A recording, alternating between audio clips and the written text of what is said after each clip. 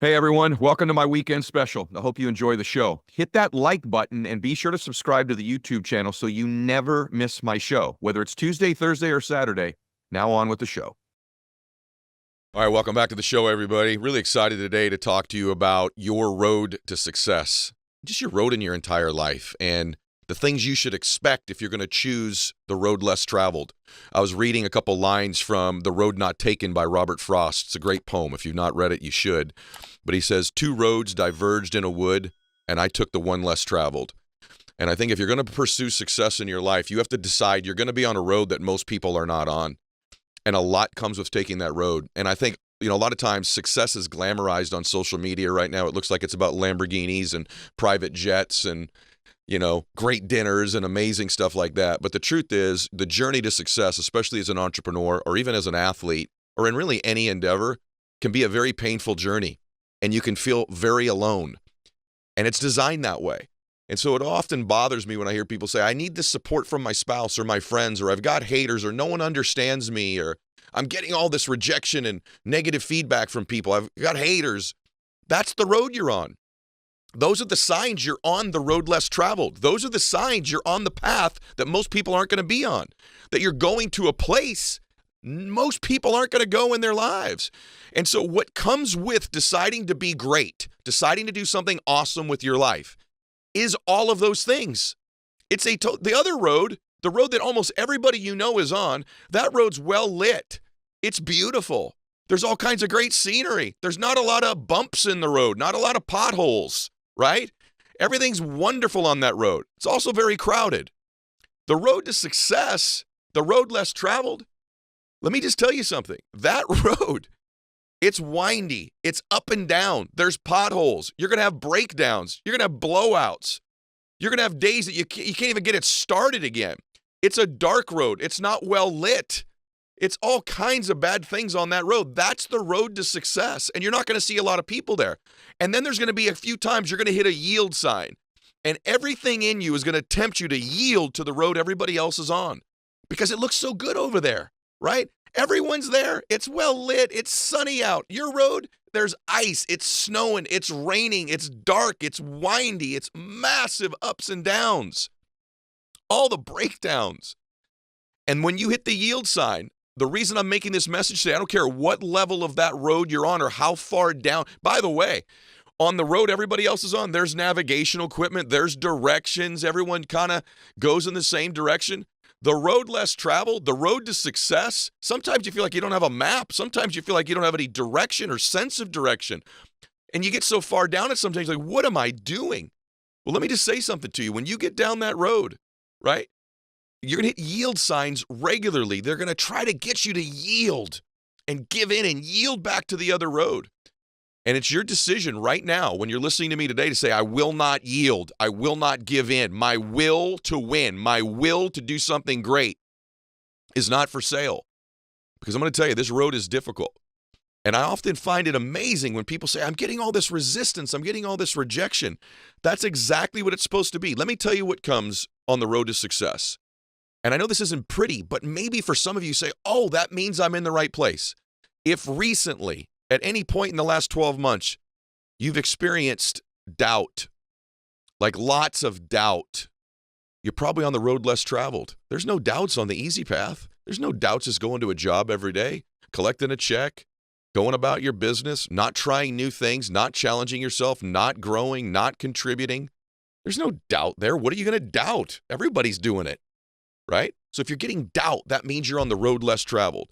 If you have a lot of fear or anxiety on the road you're on, or if you've experienced those emotions recently about what you're doing, you feeling like an imposter, like you have imposter syndrome, like nobody knows, I don't really know what I'm doing.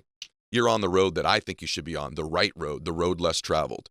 If you felt anything like rejection, like lots of rejection, you get all kinds of rejection on the road. By the way, you want to go get a beautiful relationship in your life and you're on a road to that, it comes with rejection. You want to build an amazing business, it comes with rejection. You want to build an amazing body, it comes with rejection. So if you experience that, you're on the right road. You're on the road less traveled. You don't get rejection on the road to doing nothing. And so the very fact, what I'm trying to get you to understand is the very fact that you're experiencing these things means you're on this road that I've been on, that most of your heroes have been on, that the people that make a difference, the people that change the world, that change their own world, that change their family's generational tree forever, those people, by the way, the people that you know that are the most happy and fulfilled at some point had to go down this road to achieve those things. Maybe if you felt a lot of isolation, like you're alone. I think the number one thing I felt often on my road and my journey, and even to this day, is I feel alone. People don't understand me, right? Just get ready, by the way. If you're going to do something great with your life, you're going to be controversial. People are going to talk about you. You're going to feel like no one understands you. You're going to feel like no one else is coming with you.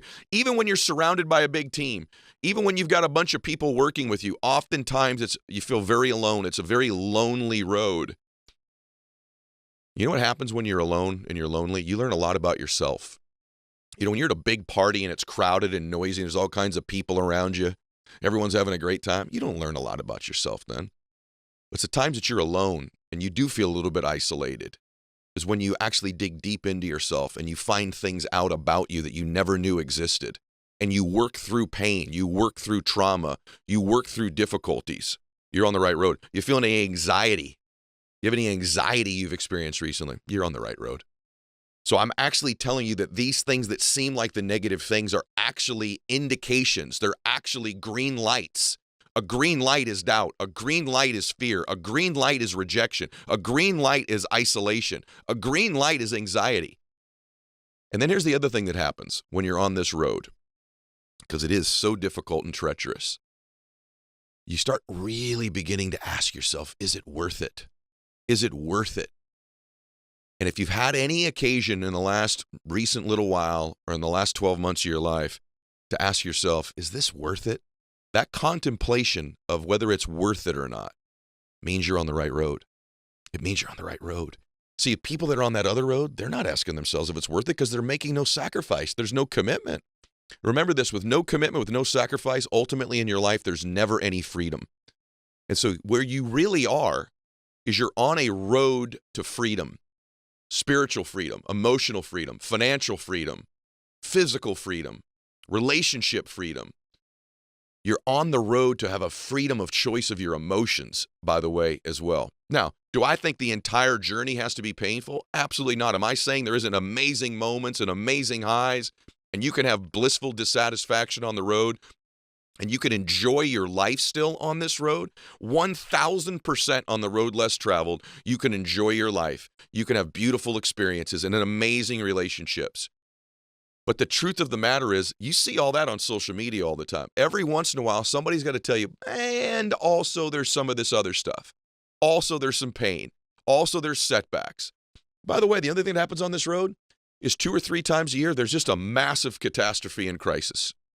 I'm just telling you, I have not had a year go by in my pursuit to my dreams. There's not been a crisis or a catastrophe every 3 or 4 or 5 months, couple times, 2, 3, 4 times a year. If you haven't had a catastrophe or a crisis in your life in the last 12 months, you're not doing something great. You're not trying to grow. You're not trying to change things. You're literally trying to change your life, change your family's life forever. So these things come with it. Again, I want to be clear. There's all kinds of amazing experiences.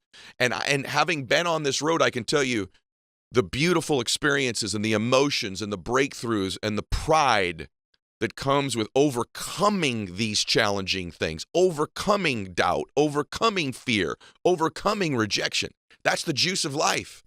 It's where all the juice is. It's where all the goodies are. It's ultimately where all the rainbows are, is on the more difficult road. You can't get a rainbow if there isn't a storm.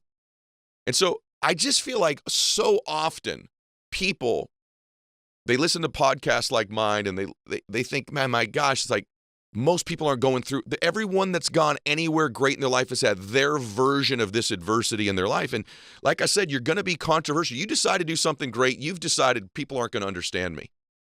People aren't going to relate to me. Listen to me.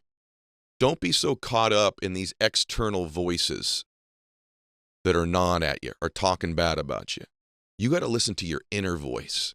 That inner voice that's been with you since you were a little boy or a little girl that says you were born to do something great with your life. Here's what I know about you if you're on this road less traveled. You've always known you're supposed to do something great. There's been this little part of you when you're a little boy or a little girl, and it just whispered to your spirit, it whispered to your soul, you're supposed to do something awesome. You're supposed to be happy. You're supposed to be blissful. You're supposed to make a difference in other people's lives. And it's okay that you may not know where this is going or what it's going to look like or even where the end of the road is. It's okay. But all your life you've known this. Here's what's crazy. So have all the other people on the road everybody's on. They heard the same things when they were a little boy or a little girl. They have the same calling. They have the same emotions. They had the same decisions. And they yielded. And there's a bunch of them over there that yield.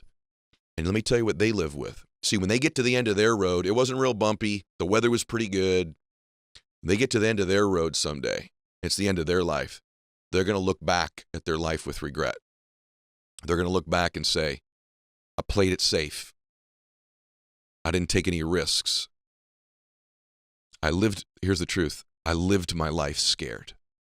I lived my life afraid I might crash. I might burn. People might talk bad about me. I might be a failure. And so I just rather just kind of cruise. In fact, at some point in my life on the road everybody's on, I just flipped on the cruise control, took my hand off the gas pedal, hand off the steering wheel, and it was all about cruise control and hitting the brakes. The road you're on, it's beautiful. It's more beautiful than you realize. You're going to see things you would have never seen. You're going to experience things you would have never experienced. You're going to achieve things that you would have never achieved. And you'll get to the end of your life. And by the way, you may not get where you want to go. You may not get all the way to whatever this place is you think you're going. And for some of you, you don't even know what it is. You just know it's not where you are now. You just know it's not where I am now. This is not what I was made for. This is not what I was born for. And I'm just going to get on this road. I wasn't born for this. I'm going to get on this other road. I'm just going to start driving. And I don't know where it's going to take me, but I'll take a left turn and a right turn. I'll do whatever I got to do. But I know I wasn't born to be where I am right now. And I may not have the exact map, the navigational equipment. Nobody's supporting me. But I know I wasn't born for where I am now. And you may get to the end of that life, the end of that road, and not even get to a place you thought you would get. But here's what you won't have. You won't have regret. See, I don't think in life we regret the things we try to do and we fail at. I think the regrets in life are the acts of omission, the things we didn't do, that we omitted from our life, the opportunities we didn't chase, the dreams we didn't pursue, the challenges we didn't face up to, the curiosities and the learning and the growth we could have had that we just didn't pursue because most other people don't. Most other people don't. And so you're not going to have people relate to you.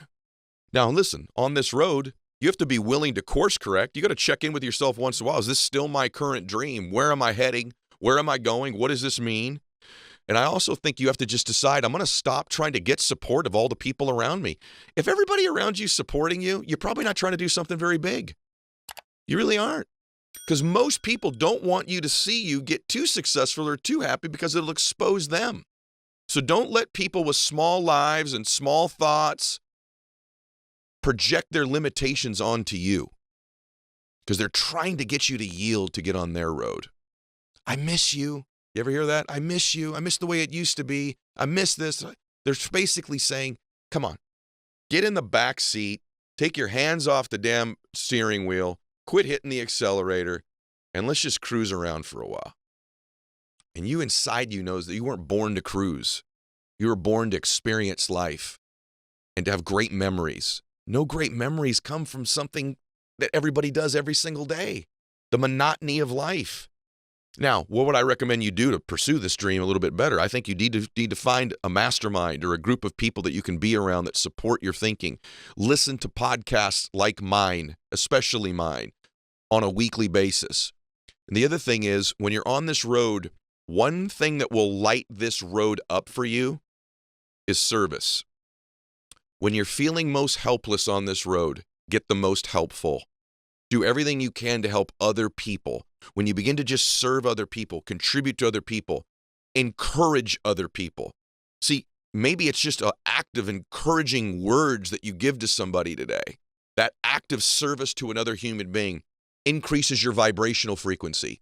And when you increase your vibrational frequency, you face less resistance because things begin to become attracted to you as opposed to you having to pursue everything all the time.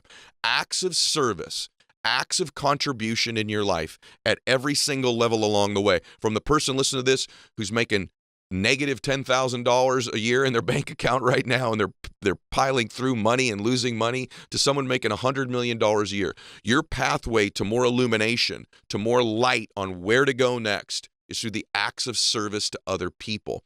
What that does is it lightens your life. It enlightens your life and other people. But the other thing it does is it increases your vibrational frequency, and things begin to become more attracted to you rather than you having to chase everything in your life. I want to remind you, as your friend, the reason I do this show is that I believe there are millions of people on the wrong road. Millions of people on the wrong road. And I also believe there are millions of people on the right road who don't know it. Who don't know it because it doesn't look like that on social media. It doesn't feel like it with the people around us. Remember this, when you're in the midst of doing something great with your life, it typically doesn't feel like it when you're doing it. It typically does not feel like it when you're doing it. It's only in hindsight that you look back and say, wow, that was amazing. I can't believe I overcame that. And sometimes the most chaotic parts of our lives, the busiest parts of our lives, the times where we feel like we have the least amount of freedom, are the happiest.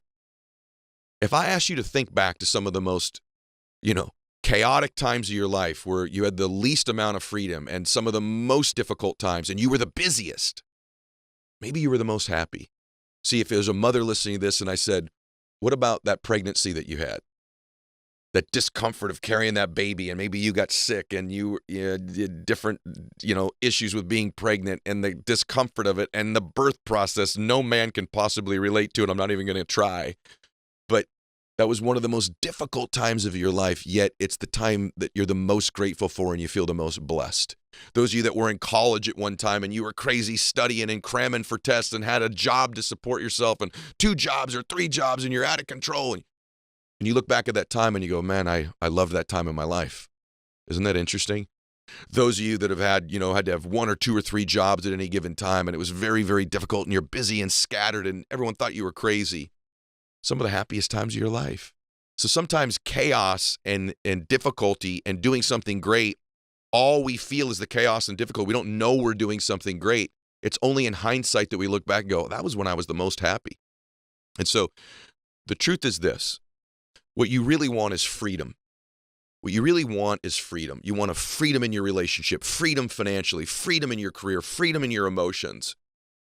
And I'm going to tell you the pathway to freedom, ironically, is total commitment.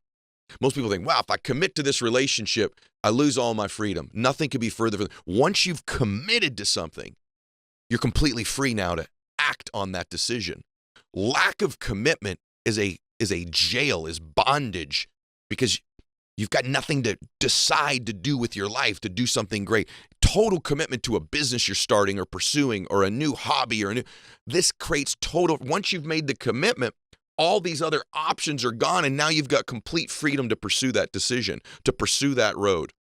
And so what you're really on the road less traveled, is the pathway to freedom, and whatever that means to you. And nobody needs to understand it, and you don't need anybody's permission. You don't need anyone's permission. The cool thing about our road, there's no speed limit. There's no speed limit. You can go as fast or as slow as you want to. And I like that part of it. I'm just going to tell you right now, you were born to be on the road less traveled. And I want to challenge you today to know that when these things come up, these are indicators you're on the right road, not the wrong road. I want you to remember that today. And the last thing I'll tell you is this. Don't yield. Don't yield. There's going to be all kinds of temptation, maybe even today, to yield to the road everyone's traveling on. See, we make micro decisions every day. Maybe your overall journey's on the road less traveled, but today, I'm going to be on the road with everybody else. Today, I'm not going to work out. Today, I'm taking the road everybody. Today, I'm not going to eat great. Today, I'm not going to make all my contacts. Today, I'm not going to make a total commitment. I'll get back on the other road tomorrow. See, this road you're on needs to be a lifestyle. Needs to be a lifestyle. Needs to be a commitment. That there are very few moments where I'm on the road with everybody else. If you're on this road the majority of the time, eventually the road gets lit up. Eventually it produces a pathway to freedom. And eventually your dreams. And by the way, You'll begin to achieve dreams you never thought you even had before, because these left and right turns, and around every corner there's a new dream and a new vision and a new experience, because you're going to start to go faster and faster. You're going to vibrate at a higher and higher frequency, and all kinds of things. I can just tell you in my own life, I've made dreams happen that I never imagined. I would have never imagined. I have a sister who's diabetic, and she was losing her vision. She actually became legally blind. And I had no idea over the years, while my sister was struggling, she has type 1 diabetes, I had no idea that, as I was working hard and getting rejected, and all the negative things that were happening to me, and all the anxiety and all the worry and all the late nights and all the early mornings and all the overdrawn bank accounts and all the difficult times, I thought that dream was to become rich and famous and all that kind of stuff. But the ripple effects of what you can achieve in your life are really amazingly unknown around these corners on the road less traveled. And what happened was, I actually did build a bunch of wealth, and that was cool. And I bought a house in a particular neighborhood. And one time my sister lost her vision to the point where she couldn't drive, and she's a school teacher. She couldn't even teach anymore because she couldn't see the classroom, and she's got diabetic retinopathy. And she was starting to get justifiably depressed. Imagine being able to see, and then you can't. I mean, even just close your eyes for 5 minutes in darkness when you're awake, right? It's one thing to be born without vision, another thing to lose it. And so one night, my mom had called me and was particularly telling me how concerned she was that my sister was just down. And she's living in darkness, and she can't go do what she loves to do, what she was born to do, which was to teach these children. She's an amazing school teacher. And she just loved doing it. My sister's not a rich woman financially, but she had a very rich life of contribution. She lives richly. And my family was very concerned about her. And little did I know, all those years when I was working hard and paying this price, and see, I didn't know what the rewards would be. There's going to be so many dreams happen for you that you can't even imagine right now. And this is an example of one of them. And so although I had become wealthy and I was living in a great neighborhood, it wasn't for the house or the pool or the golf course. I hung up the phone with my mother, and I thought to myself, I need to take a walk.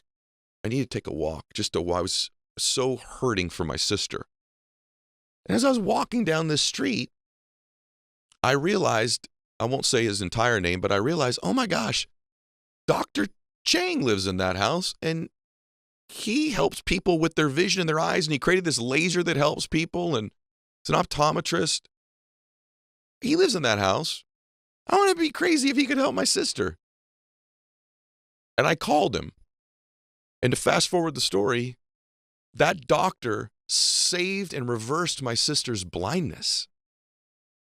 And so my sister now is teaching again, thanks to Dr. Chang. Thanks to Dr. Chang. Now, she doesn't have completely perfect vision where, she's never had any medical issues, but my sister's now functioning again. She can now see her children again. She can see me again. She can see my mom again. She can teach her class again. She can grade papers again. She can do a lot of things. She can't do all of them, but she can do a lot of things that she could never do before this time. And that's because I worked hard all those years, and God was preparing this dream that I didn't even know, that I'd walk and knock on Dr. Chang's door, who happened to be my neighbor. And the only reason I lived there is because I fought through the anxiety. I fought through the doubt. I fought through the fear. I fought through the rejection. I fought through the isolation. I fought through all of that, thinking all these other dreams, and many other dreams came true. But you could have never told me back when I was on that road less traveled and crashing every other day and trying to thinking about yielding every other day, that, hey, Eddie, if you stay on this road 20 years from now, you will help cure your sister's blindness, who's not even blind yet. She's not even blind yet. It's amazing to me that of all the things I went through, that God was preparing this dream that I couldn't even begin to imagine at that time. Is that amazing? And now my sister sees again, because part of the reason is I went on that road. And so did Dr. Chang. And then we met at some point in our neighborhood on the same road, on the exact same street. I ended up on that road because all the roads I took to get there, and he lived in a house on my road, literally on my road. Knocked on his door. Do you think you can help my sister? And he said, I might be able to. And he did. He was able to get her to see again. My sister sees again because I lived on that road, and I lived on that road because of all the lefts and the rights and the yields and the ups and the downs and the corners and the dark times and the crashes and the blowouts. All of that led to the actual physical and literal road I lived on. The person who could save my sister's vision lived at the end of that road. So when I'm telling you that you don't know what dreams are going to come true, you don't know. But I can tell you none of them come true on the road that is well-traveled. All of these micro dreams, ancillary dreams that you will not even dream of right now, you can't even imagine, are going to happen because you're willing to pay that price. You're willing to do something great. You're willing to have a life where you will take risks, where you will do something great. And the benefactors of that will not just be you, it will be the people you love in ways you can't imagine. But someday you'll be telling your story just like I am right now. That's just one of thousands of stories that I could tell you that have come true, dreams that have come true, that weren't even visions of mine because of the road I decided to choose in my life.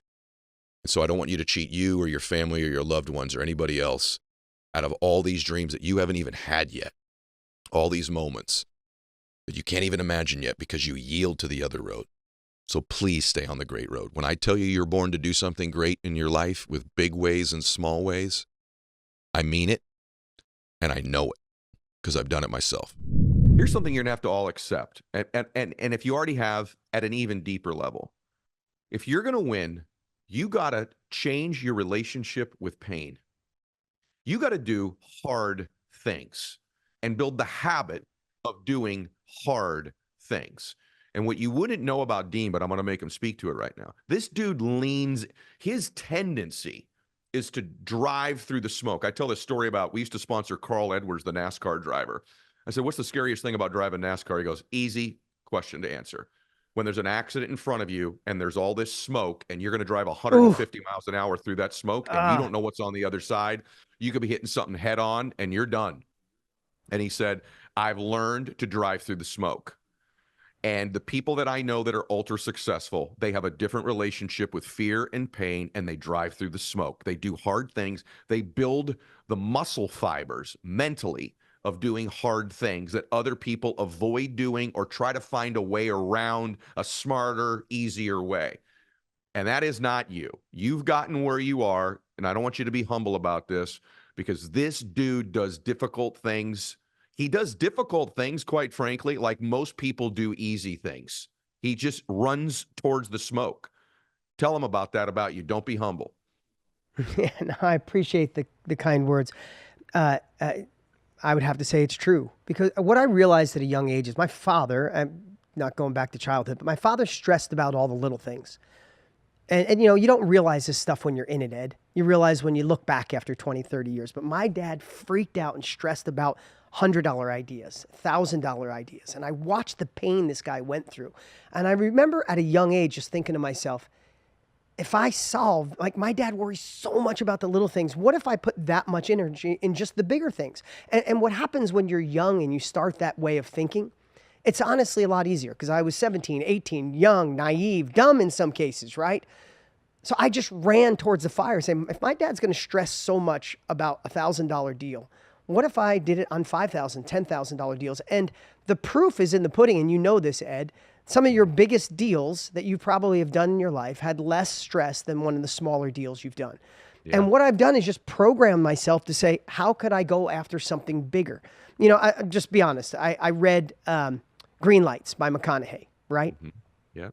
I get done with that book, just like I felt with your book. I got done. I'm like, damn, this is good. I want more. Like, the world needs more McConaughey. So I had a mutual friend. I got a voice memo over to McConaughey, and I told my team, we're gonna help this dude build a course through what we do, right? We're gonna help build a course. We're gonna do a live event, and we're gonna help get this course in the hands of tens of thousands of people. My team's like, how the heck could we get that done, right? When I got on the phone with his attorney, working with celebrities is different. You have an agent, you have an attorney, you have somebody, and rightfully so. This crazy world, you do one thing off, it could hurt your brand, right? We get done with a meeting, my team gets off and goes, no way this is happening. How do you make that person happy, that person happy, that person happy? McConaughey's the sweetest man on the planet. You've interviewed him. He's the sweetest guy. But my team's like, No way that's happening. So we get done with this meeting and I go in and sit with my team. Like, what do you guys think? Like, no way in hell. It's never going to happen. How do you satisfy so many people? And I'm like, listen, you guys, that means no one else can do it besides us. Let's just do whatever it takes. And if we go all the way and it doesn't happen, then I'm going to love the lessons we learned along this journey. And I know it takes years to get up to that, to do an event like that. But it was one of the toughest events on the planet and the most rewarding in my life. And tough in the meaning of just every ad that we did, every visual that we did had to be approved by 5 different people, had to work. And I would not change one bit of it, Ed. I've created new friends. McConaughey became a friend, and we did the largest event in the history of the world. We had 2.5 million people on day 1, live. Like, insane what we did. And we put his course in the hands of tens of thousands of people. They all loved it. They thank him to this day. People find him on the street and thank him. In fact, the last thing I'll say, I said to McConaughey, what'd you think of the whole experience?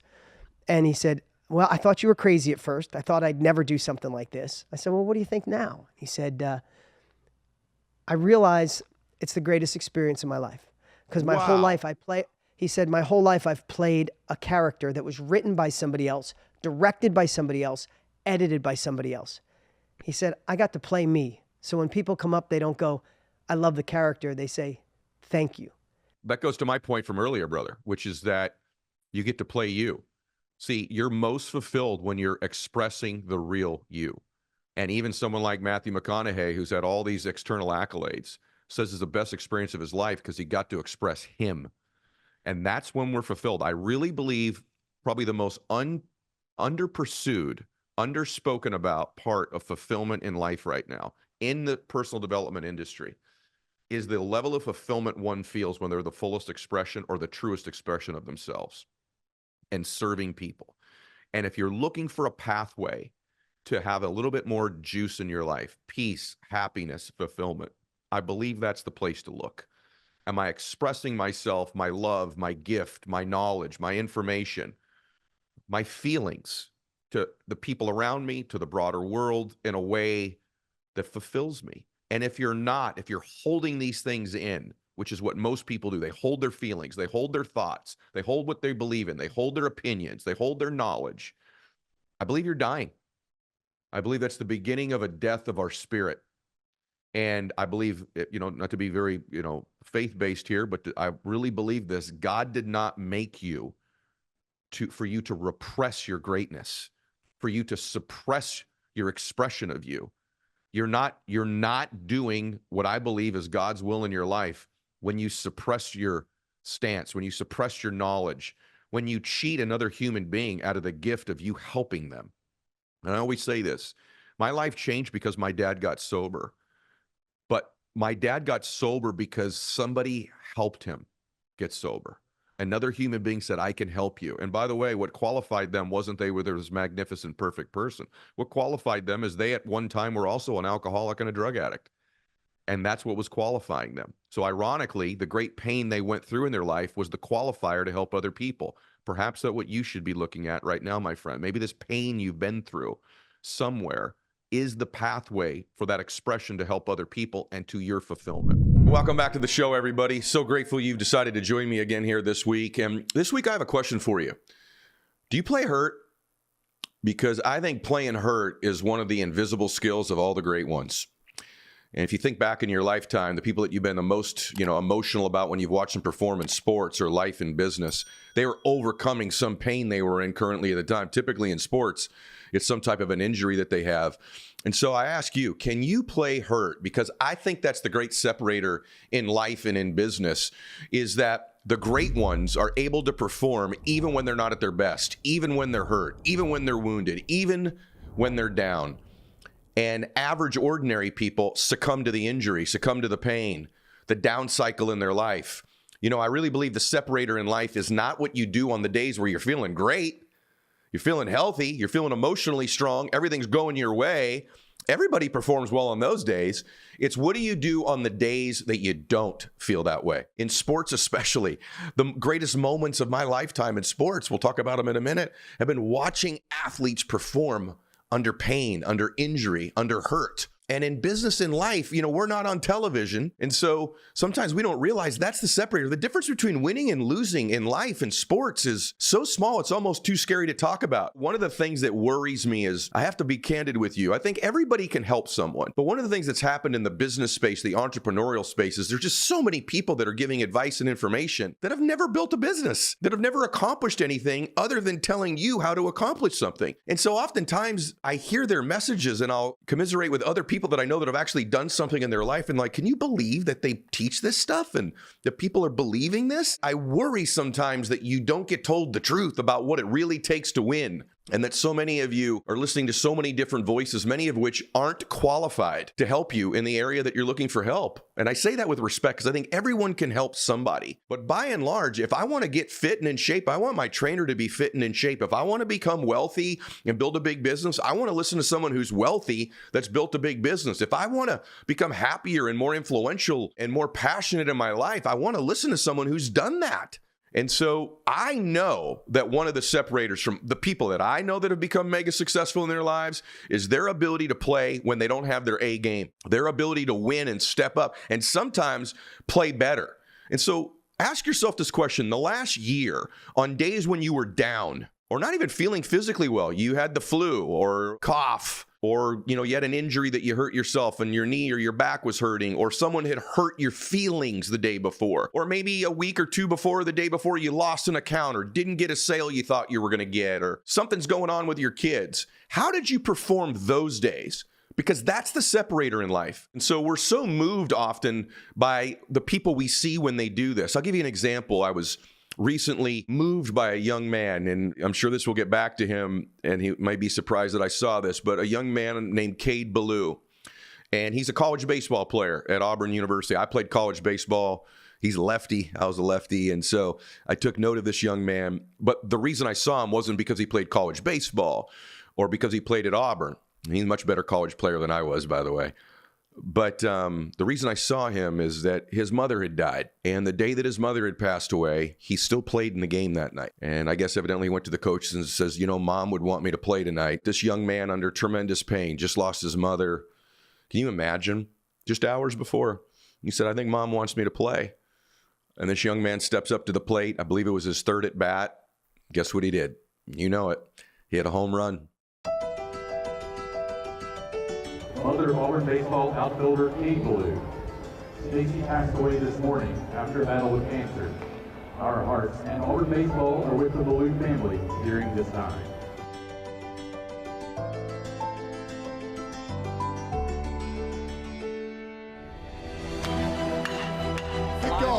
Right center. It's deep. It's gone. He hit it out of here.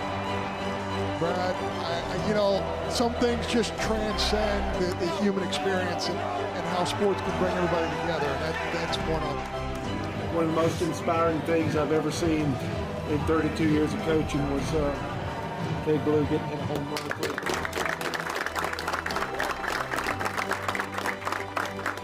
First drive, got that ball, and that's it. First one of the season. Hadn't hit a home run on all the good days, but he had a home run on that day to honor his mom when he was under tremendous pain, where many people would have said, hey, Cade, we wouldn't blame you at all, man. Sit out the game. Sit out the weekend. That's okay. And by the way, that would have been okay. Heal up a little bit. There's so much this stuff in personal about healing and all that stuff. And by the way, I think you can take action and still win while you're healing. And sometimes the winning can be the healing. Instead of just sitting around and machinating in your thoughts and trying to evaluate yourself all the time, get up and do something, right? And I say that out of love. I would say this if you were my children. I talk to the audience as if they're an extension of my family. I also don't say these things sitting on some high horse because I've made the mistakes of not taking action on the days when I was down or hurting. I've sat out games when I was an athlete when maybe I could have played. And now in life, as I got older, I realized that's the separator. And so, Cade Ballou, man, congratulations, brother. Way to honor your mom. Just want you to know I saw it. And now you've moved millions of people through our audience here today. On the day he was probably hurting the most in his life, he stepped up and hit his first home run of the season. I have to imagine that inspired his teammates. Have to imagine that his mom's very proud of him. The rest of his family's very proud of him. By the way, would we been proud had Cade hit a home run? Sure. Would I be mentioning a guy at Auburn who hit his first home run of the year on my podcast to millions of people if he wasn't hurt? No. And so what I'm saying is some of your greatest accomplishments, your greatest story, we've all heard the saying that your test can become your testimony. Your mess can become your message. But it's true. In fact, oftentimes this adversity is a gift. It's an opening to get something for your pain. I've always said that I don't believe God's going to give you pain without a gift on the other side of it. That if you look for the gift of the pain you're going through, that all pain is temporary. And if you can survive the temporary, whatever the pain is you're going through, mental, physical, emotional, spiritual, if you'll survive the temporary, but while you're surviving and getting through it, look for the gift.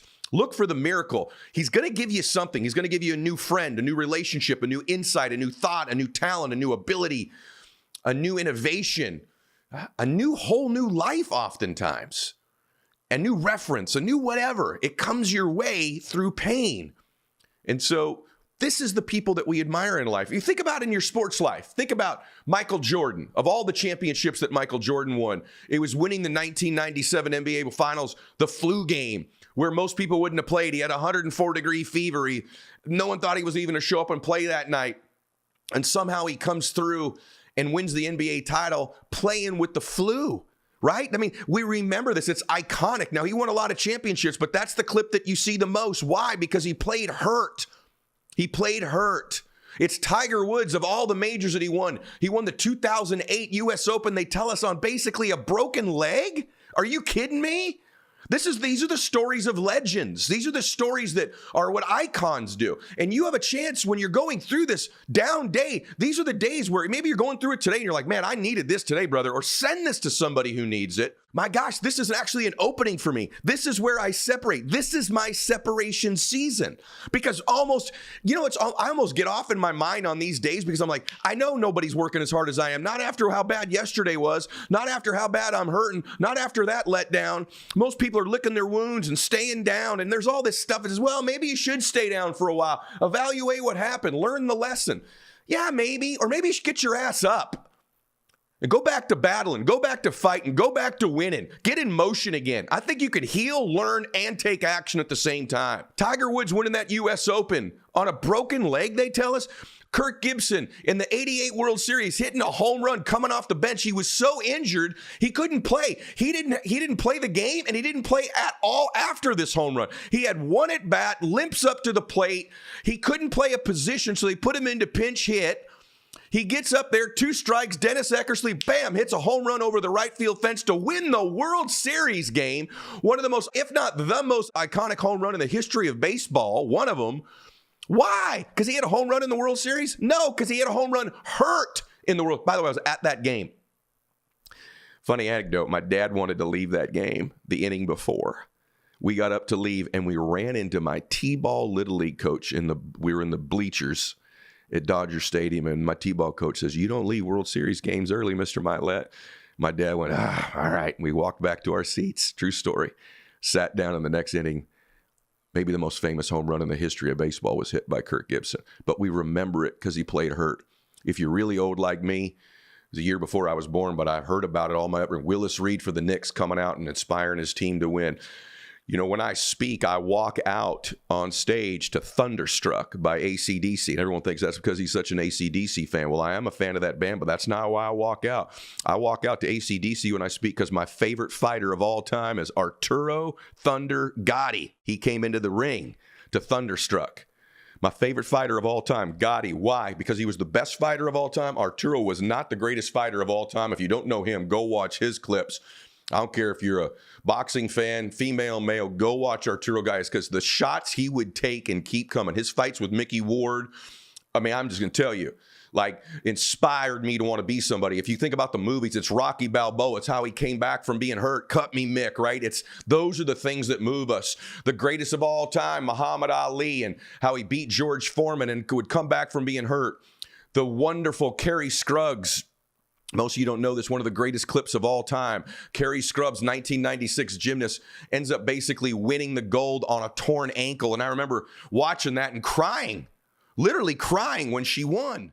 I wonder, by the way, why do we cry when we see somebody accomplish something great and overcome something amazing, whether someone heals from cancer and they come back and they live, or an athlete that overcomes an injury like precious Carrie Scruggs did in the Olympics, and just the world cried watching her go through this pain and win.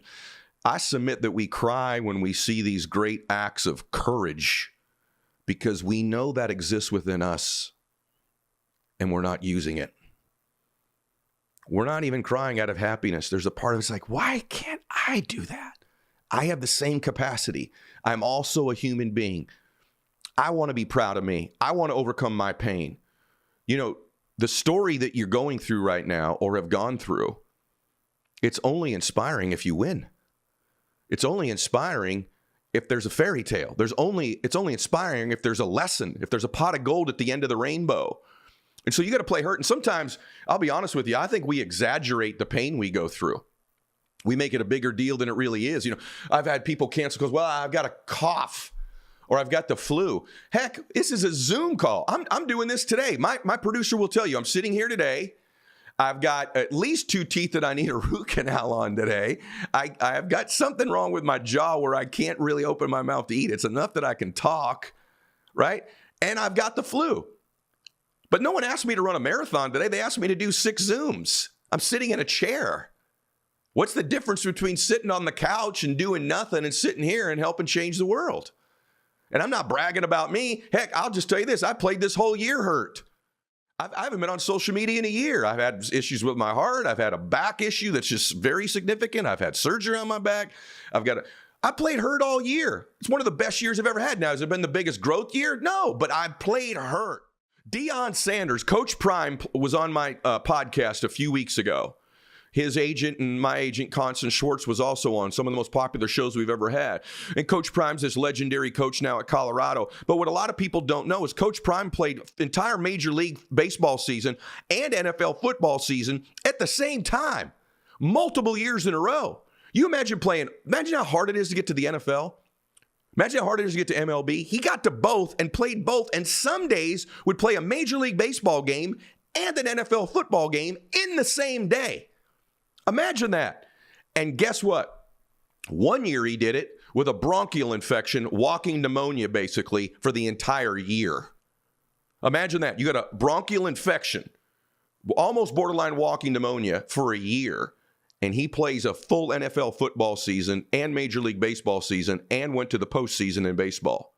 But some people can't get on a Zoom because they've got a cough or their tummy hurts, right? But you want to be a millionaire. You want to be one of the great ones ever, but any chance you're hurt, a little bit down, I'm just being honest with you. Maybe this isn't the message everybody wants to hear, but it's the message everybody needs to hear. The separator is what you do on the days you're hurting. This man played an entire football season, entire baseball season, both with a condition that most people would cancel their Zooms for. Can you imagine? And so it's about how many punches you can absorb. Remember this, your breaking point is God's building point. Just when you're ready to break, just when you think you've got too much, if you'll push to that next level, that's when God starts to build. That's when he starts to break through. That's when the growing happens. But we don't take advantage of these opportunities. I'm almost to the point in my life where I believe adversity is a gift. I can't tell you that every time bad things happen like today, I didn't want to wake up with my jaw, and I didn't want all that stuff. It's just like a year of stuff in my physical being. I've had issues personally and socially. It's been a tough year, you know? I'm not saying I would wish that. Same time, I've learned a lot about myself. I've learned how much, to be honest with you, I love what I do and how much I care about you all. Because a long time ago, financially, I didn't need to do this. And I kind of always thought in my life, when I got very, very wealthy, I probably wouldn't work like I work still. But then when I got here, I fell in love over my lifetime with people and making a difference and serving them. Almost like feel like it's my home and it's my calling. It doesn't feel like that much work to me. And so who am I to be, telling you to do all these things? And so when I'm not feeling great, I don't. And so I'm really convinced that your breaking point is God's building point. I'll tell you another story of a guy you probably haven't heard of unless you live in Australia. I've been reading about this guy for a few years now. 1983, it started one of the world's toughest ultramarathons, 540-mile trek from Sydney to Melbourne. I want you to imagine this. Some of the top runners in the world are running in this race. And a farmer shows up. True story. Dressed in overalls and like galoshes over his boots is what they say. I'm just telling you what they tell you. And so people are like, who's this farmer? This guy's got overalls on. There's this combination of runners, but some of them are the best in the world, 540 miles. And so reporters ask who he was. He replies, his name's Cliff Young. Oh, by the way, Cliff is 61 years old, sheep farmer. Picture this. A marathon's 20-something miles. Guess what? 5 days, 15 hours, and 4 minutes later, he won. He finished first in this race, grueling race. He beat the next closest competitor by about 10 hours. He becomes this Australian national hero, total icon of ultramarathon running. You know, example of determination, perseverance. But what he's really an example of is pushing through pain. Pushing through pain. You know how he won the race? He slept less. Now, there's some legends that say he didn't sleep at all. Evidently, that's not true. But he just slept less. He didn't know how much sleep was really required of him. And all the training of chasing sheep on his farm is what equipped him for the race. So while these other guys were just running their normal race, this dude's chasing sheep for years and years and years around his farm, some days having to run days at a time.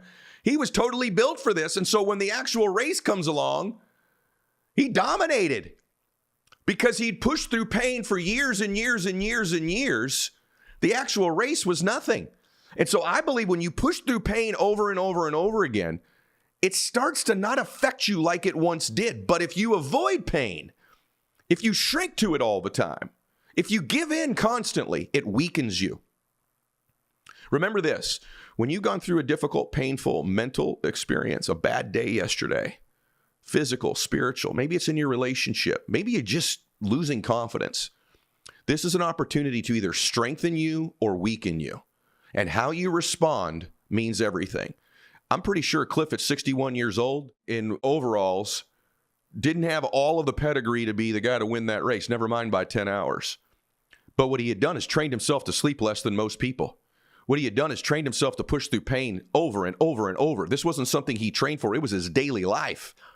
And he becomes this national icon. Isn't that an incredible story? It's just incredible. So can you push through pain until you find your truth? I think of so many of my female friends, and they'll tell me the greatest experience of their life is having children, yet they'll tell me the most physically painful experience of their life for many of them was childbirth itself. And so for that unbelievably painful experience, you get the greatest gift of your life. Isn't that amazing? If you really look back at your life, man, you've come a long way. And if you look back, most lessons learned, most gains were made during your flu game, during your broken leg round. Most of your great experience of your life were the painful ones. In some odd way, it's God's gift to us, because when you go through the real pain of life, I believe it draws you closer to God. At least in my case, I had to conclude, I can't do this on my own. I need you. Lord, please help me. And so ironically, sometimes pain is one of the great gifts we can have to strengthen our faith, but it also strengthens our resolve. There's also something that happens in us where we develop grit and toughness and resiliency and a relentless pursuit, that our conditions aren't the thing that determines our behavior. Conditions and behavior can be separate. The Bible says in 1 Peter 5:10, and the God of all grace who called you to his eternal glory in Christ, after you have suffered a little while, will himself restore you and make you strong, firm, and steadfast. Life can be heavy. There are moments when the weight of the trials we go through, it feels unbearable. Pain can linger. Sometimes prayers seem unanswered. And oftentimes we wonder whether we're ever going to feel whole again. But take heart, because your suffering is not the end of the story. Remember this, God sees every tear, every struggle, every weary side, and he's promised that after you've endured for a while, he'll step in and restore you. You got to endure for a while, usually, and he steps in, strengthens you. He'll make you unshakable over time. Your pain is temporary. All pain is temporary. The only thing that's permanent is our souls, but God's grace is eternal. Whatever your faith beliefs are, just know that. And what feels like brokenness now, it's simply the ground where he's planting something new for you. Just remember that. His hands are holding on to you all the time. They're rebuilding you. The storm you're facing right now, it's not going to destroy you because you're going to get up, you're going to persevere, and you're going to fight. One way or the other, you're going to get through it. One way or the other, you'll get through this day. Remember this, one day at a time, one meeting at a time. My book, The Power of One More, I tell you this because I believe it to be true. You don't need to decide to never quit. You just need to decide right now I'm getting up. Right now I'll make one more call. Right now I'll do one more workout. Right now I'll read one more book. Right now I'll go one more day. Right now, one more. Just do one more. It's such a powerful concept. If you've not read The Power of One More, go get it. By the way, I should say this to you. You should be on my email list. Everything I send you is going to be free. If you go to edmylett.com, you just put your email there. I think it says join here or follow here at the top, whatever. Go to edmylett.com and be in there. And by the way, let God's grace carry you and trust that he'll bring you through. But you got to step up and be resilient. And remember this, by the way, the best ability is availability. You got to be available. The great ones like Deion Sanders during that season, the best ability was he was available. So many people just aren't available. They miss too many hours. They miss too many meetings. They miss too much stuff. They allowed too many things in their conditions to affect their behavior. The great ones do not do this. And that's why habits matter, rituals matter, routines matter. Because when we're down, when we're under pressure, when we're hurting, we resort to habit mode because our brain kind of checks out. If your habit's to get up and fight, if your habit's to get up and do it anyway, if your habit is to show up and give it your best, regardless of how you feel, then that will be your default setting. But if your habit has always been, and it's been mine in the past, I got to rest a little bit. I got to evaluate this. I'm really hurting right now. They got to take a breather because that's what everybody does. But everybody's not successful. There's this whole thing in the world now, everybody wants to be successful. Everybody wants to build a big company. Everybody wants a great body. Everybody wants a great relationship. Everybody wants a bunch of money. But nobody's willing to do the work on the hard days. They're willing to do the work on the good days. Man, I just listened to a great Instagram video. Man, I'm fired up. Yes, someone said yesterday, here we go. But what happens when 3 no's in a row? Somebody quits on you. Somebody hurts you. And you're feeling physically ill. Can you get up those days? Can you push through? Can you do what winners do? And when you do what winners do, you get what winners get. You get what Jordan gets. You get what Kerry Scruggs gets. You get what Tiger Woods gets. There's a great story. Kobe Bryant tears his Achilles tendon, but they need him to make the free throw, to stay in the game, to win. They're like, Kobe, you tore your Achilles. It's okay, bro. We'll show you the clip. He walks out on the court and makes 2 free throws with a torn Achilles tendon. That's why he's Kobe. That's why he was Jordan. That's why he's Tiger. That's why she was Serena. That's why Kerry Scruggs is Kerry Scruggs. And I promise you, if you went through the lives of these people you admire, they played hurt. They found a way. They built that muscle. It's the separator. I tell my kids this all the time. Max, when he golfs, and he said to me, Dad, I don't have my swing. Hey, Max, it's the days you don't have your swing. Hang in. Shoot a decent score today. Go work on your swing on the range after. Come back tomorrow with your A game. But you got to score with your B game or your D game. This is the separator. And let God's grace carry you through. We all go through pain in our lives. We all do. It's part of life. It's like, if you're not in pain right now, you're probably gonna be soon. So why not have a blueprint, a mindset, a habit, a way of being that says, oh, I see what's going on here, devil. Okay, I'm stepping up. I'm getting more faithful. I'm taking more action. I'm coming back stronger. I'm built for this. And by the way, I know some of you listening go, I've just never been that way. That's okay. Neither were these people until they started to be that way. No one's born like that.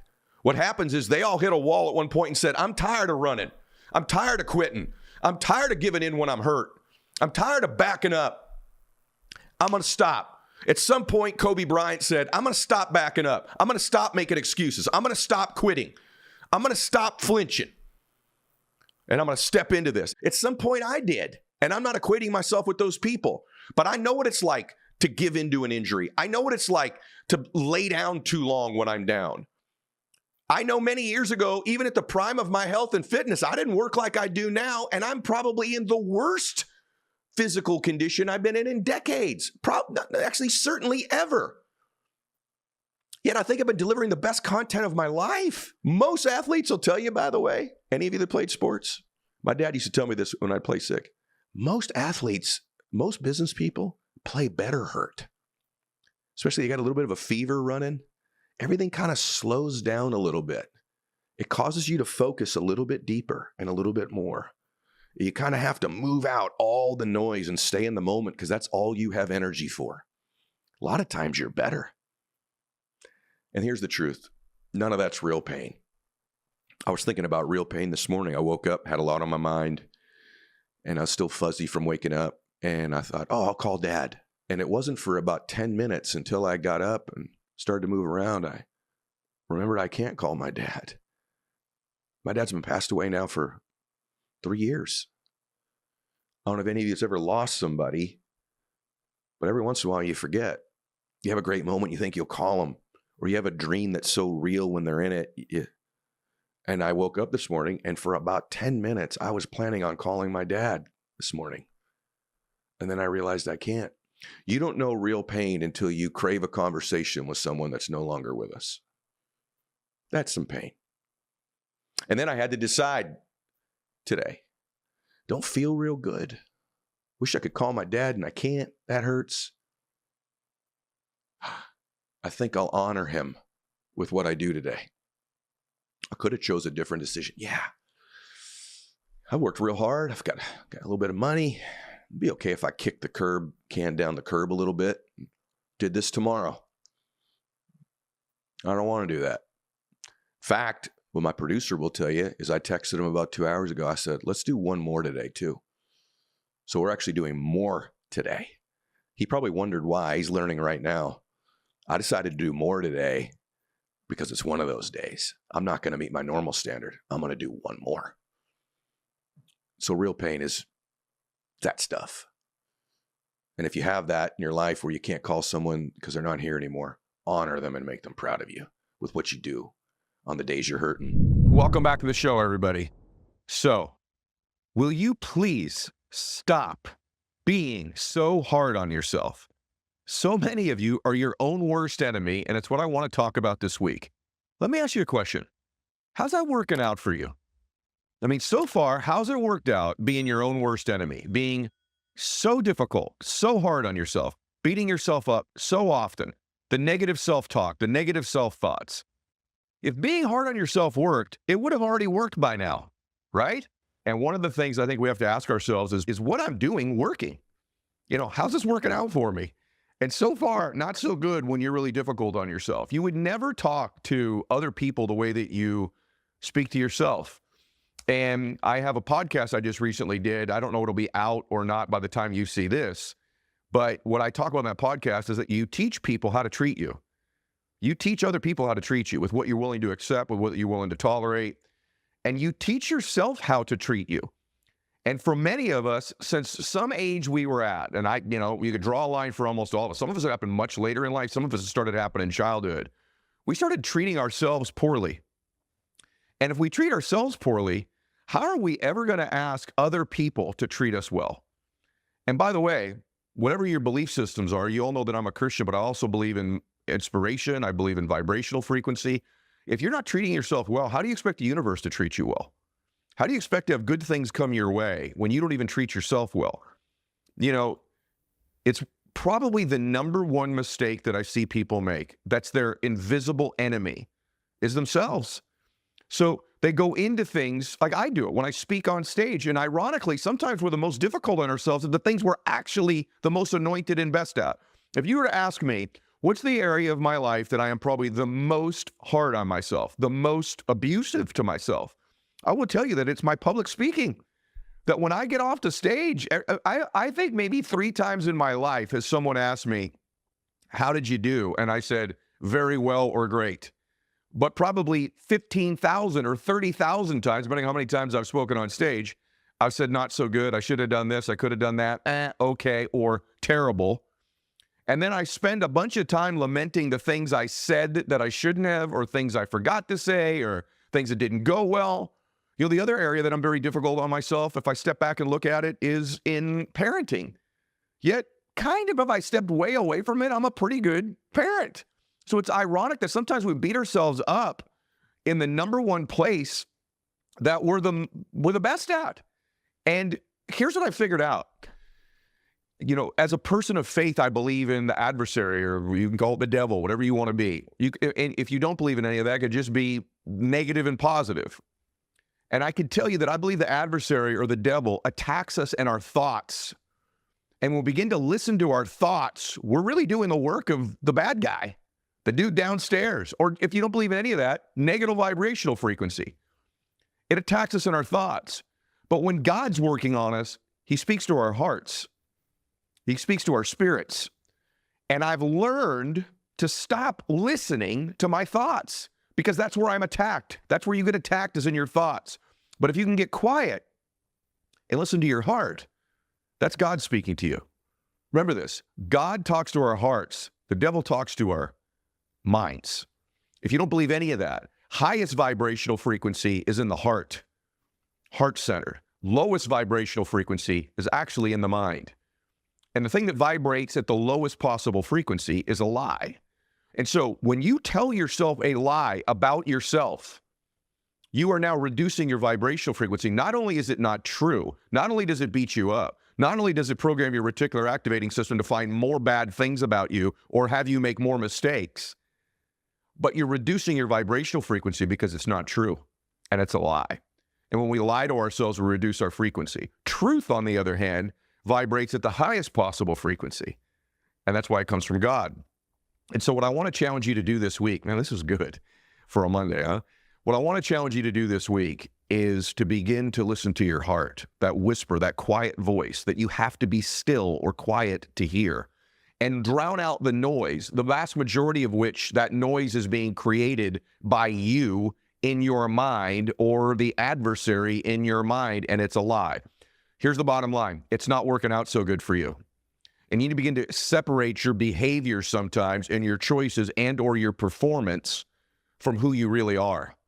Here's the truth. Not every singer nails every note every time they sing a song. It doesn't mean they can't sing. It doesn't mean they're not great. I promise you, take your favorite musical artist of all time. I don't care who you're listening to right now. It doesn't matter, right? I can promise you they have off nights. I can promise you some nights are better than others. But I doubt that they beat themselves up to the point where they don't at least open up the opportunity for another great night in the future. You're probably going to have a bad call, a bad speech, a bad meeting, a bad exchange with somebody that you love. And if you beat yourself up about it, you've opened up the possibility of you doing it again, not less. We think, well, if I beat myself up about this bad sales call I just had, I'm punishing me, then I won't want to do it again because when I was a little boy or little girl, I would get punished when I behaved poorly. And the truth of the matter is that's not how life works. It's not about punishment. That doesn't mean we don't want to course correct. So, for example, learn to say this. That's not like me. One of the things I teach my professional golfers when they miss a putt, what do most golfers say, do you think, when they miss a putt? I suck, right? I'm terrible, effing dummy. That's what you say when you miss a putt. And what you're doing is reinforcing the fact that you're more likely to miss another one. But when you separate yourself from your behavior and realize that's not who you are, it was a behavior, it was a motor movement, it was a word you said, it was a moment of weakness, it's not who you are. So what I teach my golfers to say when they miss it is, that's not like me. Gosh, that's not like me. The greatest athletes in the world, when they make a mistake, they correct it. But that's not like me. Because if you believe that's like you, you will act in accordance with who you believe you are. And we don't want to act in accordance if we believe we can't putt or I suck. So separate from the outcome who you are. That's not like me. If I have a bad speech, that's not like me. Let's get back to me. What is more me? And then I step into the positive me, the higher vibrational frequency me, the true me. And so in any event, I want to remind you to stop beating yourself up and to begin to become your own biggest fan, your own biggest cheerleader, your own biggest support. Heck, if you could just get to neutral for most of us, that's an upgrade. It's not like you to have a bad sales call. It's not like you to miss a speech. It's not like you to respond in anger. It's not like you to make a mistake with your kids. It's not like you to forget to call a friend back. That's not like you. I believe something very deeply, that once you have rapport with somebody, so there's some sort of trust or rapport, the more certain person always influences the less certain person when there is some sort of rapport. And so, and by the way, my wife has proven this now for 30 years. Just about every single fight we've ever had, she ends up winning, even when she's wrong, because she's more certain she's right than I am that I'm right. And the most certain person always influences the less certain person. Why is that so important?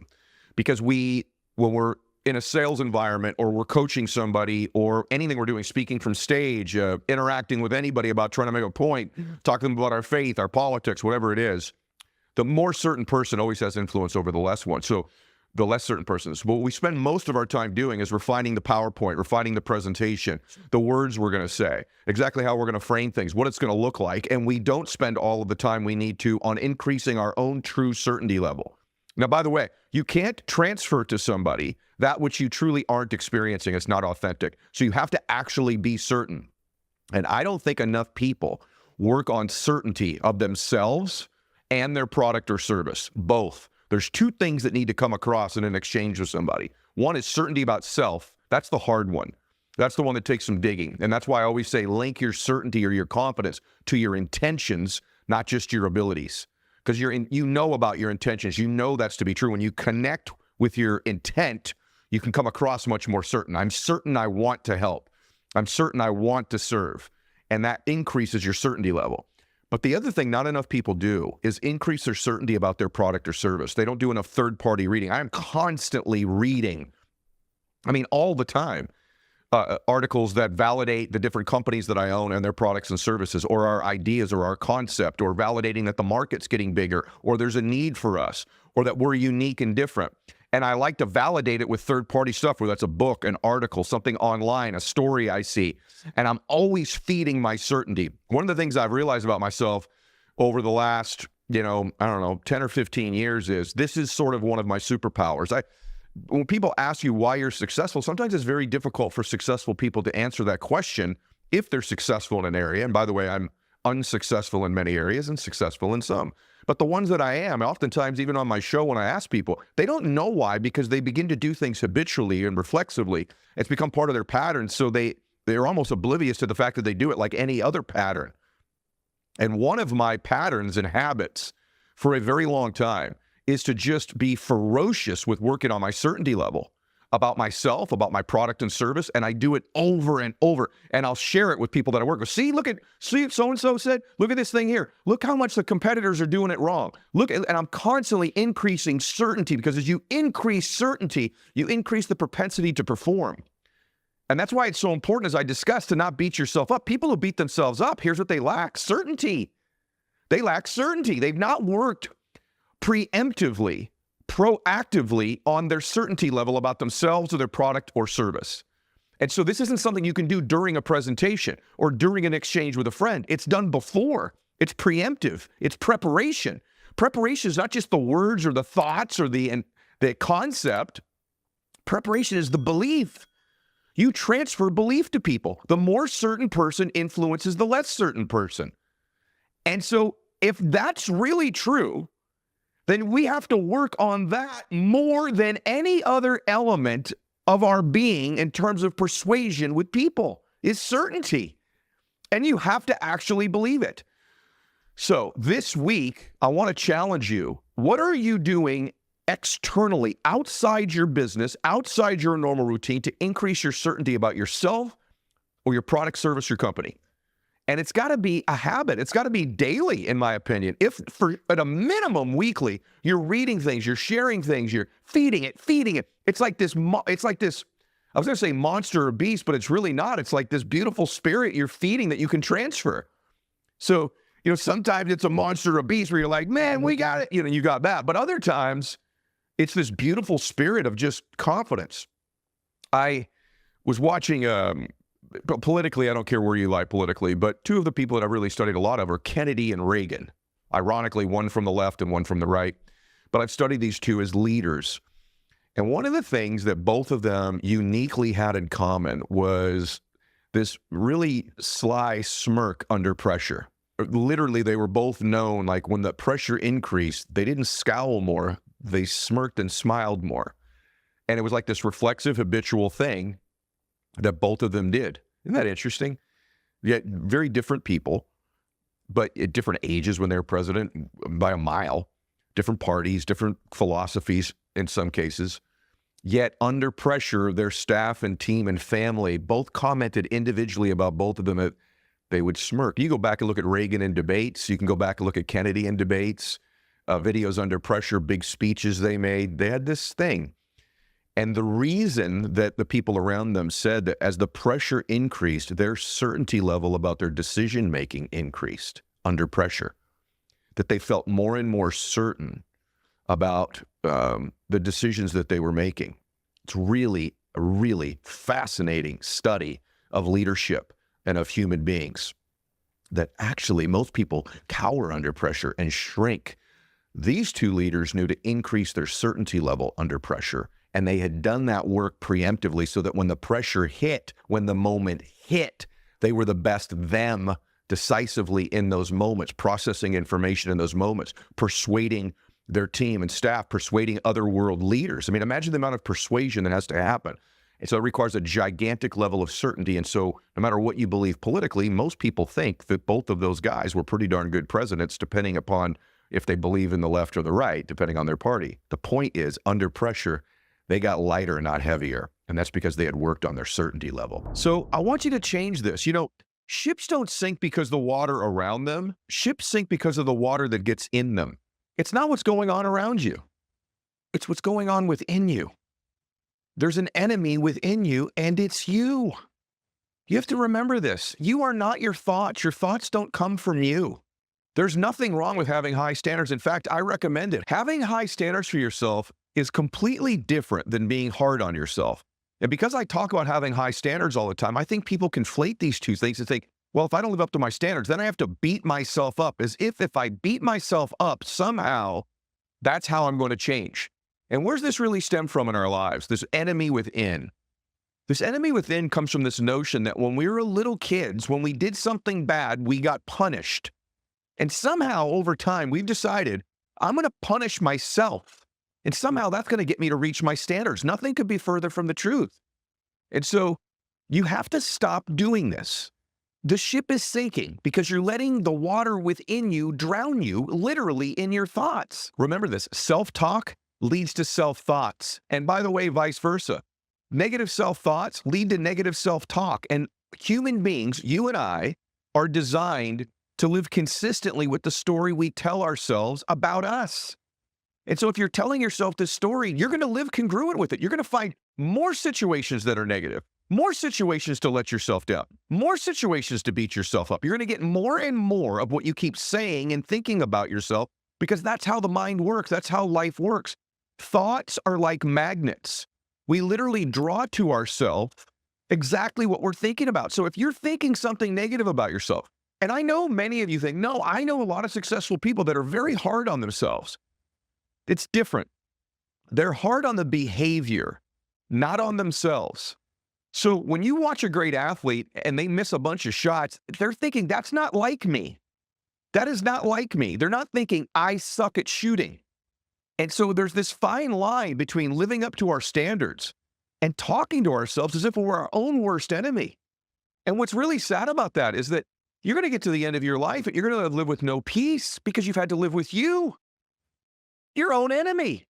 Can you imagine the person closest to you, the one person in your life who's going to spend every second of your life is one of your great antagonists? Or you may say, well, Ed, I'm not really antagonistic on myself or to myself. Let me ask you this. Are you your own biggest fan? Are you praising yourself regularly, lifting yourself up regularly, rooting for yourself regularly, believing in yourself regularly? So maybe it's not. For some of you, and for a lot of us, it literally is. We're our own worst enemy, biggest enemy, right? And some of you listeners go, well, that doesn't really apply to me. Well, let me ask you this. Do you talk to yourself like Jesus would, or like your version of God would? Do you talk to yourself like you would hope someone would speak to your children if you have children? Do you talk to yourself like your best friend is you? Do you? Are you your own biggest fan, your own biggest supporter, your own biggest cheerleader? The person who believes in you on earth the most is you. I'm talking about on earth is you. If you're a person of faith, do you truly believe that you were made in the image and likeness of God? Do you really believe that he's holding you in the palm of his hand? And so you can't love yourself conditionally. Well, I'll love myself when the conditions are right. I'll believe in myself once I'm winning. See, we have to have unconditional love for ourselves, which means the conditions don't dictate how much I love me or how much I believe in me. Now, I'm not saying self-love is never to be honest with yourself where you're not living up to a standard that you have. That's different than thinking you are your behaviors. There's a fine line. I could tell you that I know, people that perform at a pretty high level. And although they are hard on the behavior, they're not hard on themselves, meaning they don't begin to believe that they are the way they're performing. They actually believe the inverse of that. They believe they're better than they're performing. And so this internal belief causes them to be frustrated with the result, yes, or want to work harder and change it, or be honest with themselves about what needs to change. But there's a difference between not thinking you're good enough and then proving it, and thinking you're better than what you're doing and wanting to live up to it. And so what most of us do is we love ourselves conditionally, which means we get very little of it because we have to be doing great in order to feel loved. We have to be doing great in order to believe in ourselves. So this becomes this tail that we end up chasing all of our lives.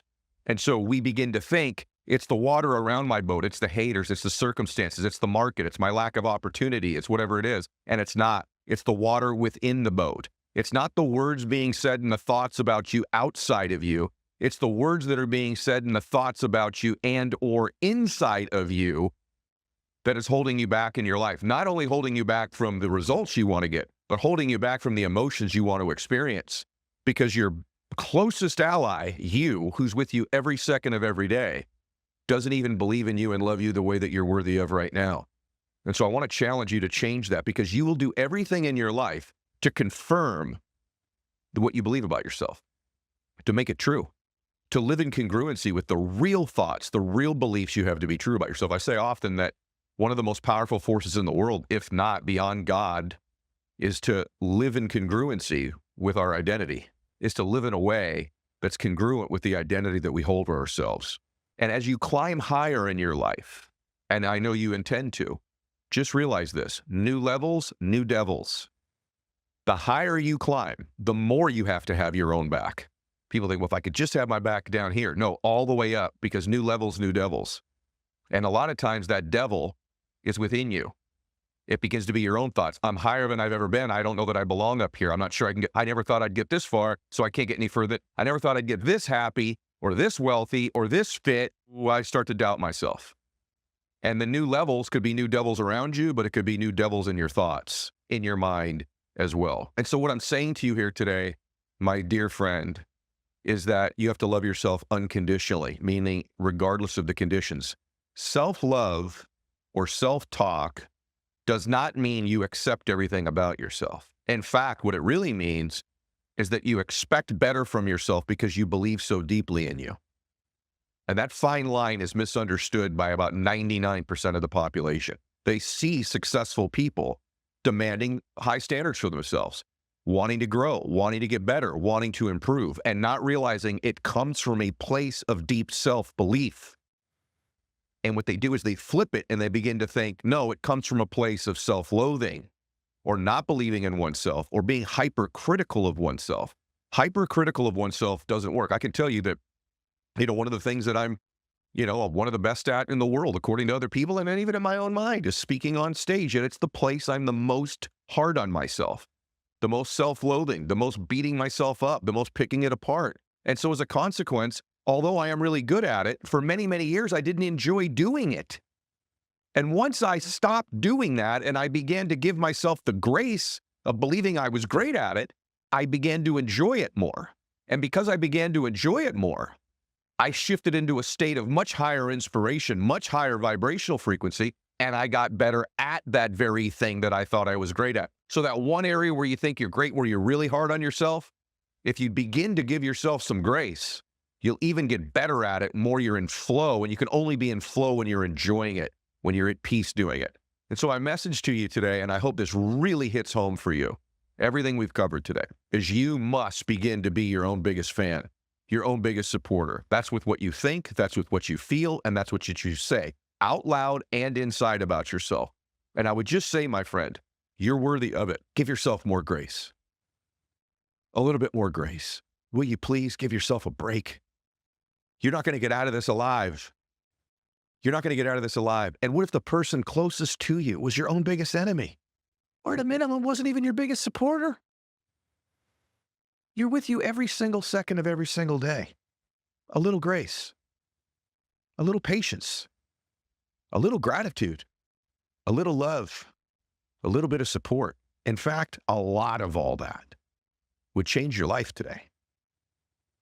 And I just want to tell you, as a friend who I may or may not have met you, you were born to do something great with your life. You were born one of a kind. You're the only human being on earth today with your talents, gifts, and experience all combined into one soul. And I believe God wants to use you in other people's lives in an even bigger way than he already is. And the only way that that's going to happen is that you accept you in your own life in a bigger and more loving and warmer way. Demand high standards of yourself because you know you're better, because you know you're worth it, because you know you're great, because you know you were born to do something great with your life. When you were a little boy or a little girl, was there anybody who made you feel special? I pray for so many people that they at least had that one person. Maybe you did. It was your grandmother or grandfather or a mom or a dad or a coach or a pastor or a teacher. Was there somebody in your life, an auntie, an uncle, that they would just look at you and you'd feel special? You just knew it. That one person made you feel a certain way. If they exist or existed, just picture their precious face just for a second. Close your eyes just for a second. For me, it was my grandfather, Papa. I can just picture his face, just how he would look at me and what he would say to me. I felt, I am special, Papa. If you had that person in your life and you picture their face, I bet that makes you emotional. And the reason that it makes you emotional is they saw the real you.